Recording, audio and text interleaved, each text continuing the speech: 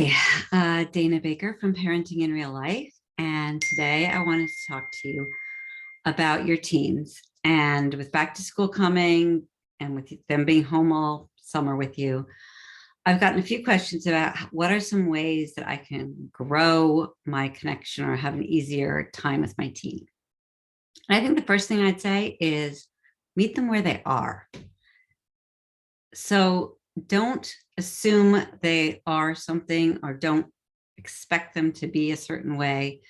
Developmentally, they are where they are, right? So you just have to accept that and to keep them moving towards independence. And then the other thing is assume the best from them, assume that they are trying their best, assume that they have best intentions, assume that they're coming from a good place. And if they're struggling or having anxiety or not doing well in school, try to think of this as them doing everything they can, and maybe they're just not quite where you were expecting them to be or where you want them to be.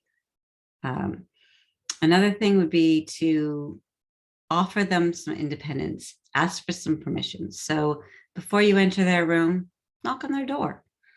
It shows you respect them. It shows that you know that they're getting older and they need their space. And let's see, I think something else I would say is to always put the relationship first. So what do you really want your kids to remember about these years? It's not really that you want them to remember that you pushed them to succeed or how they navigated high school.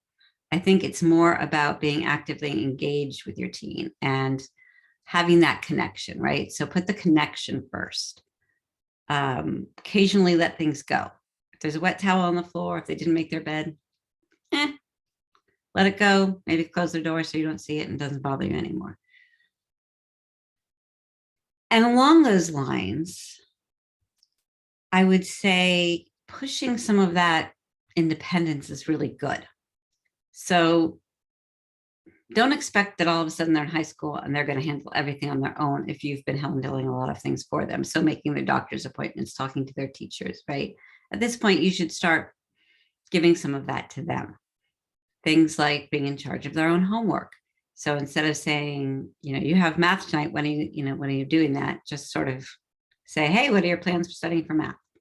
Or put things in more of a question and answer than it is a tell them to do.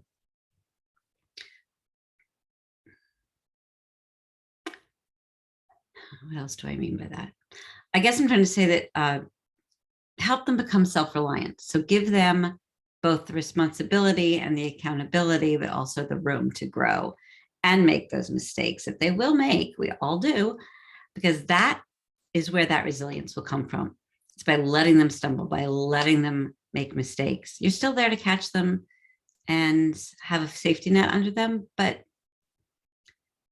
they really need to practice doing things themselves. They need to make their own mistakes. They need to know that that's okay. And the more they try, the better it is. Otherwise, they get so afraid of mistakes, they don't try new things. And then they're going to kind of close up. So I think we all really want our kids to thrive and expand and have an expansive life.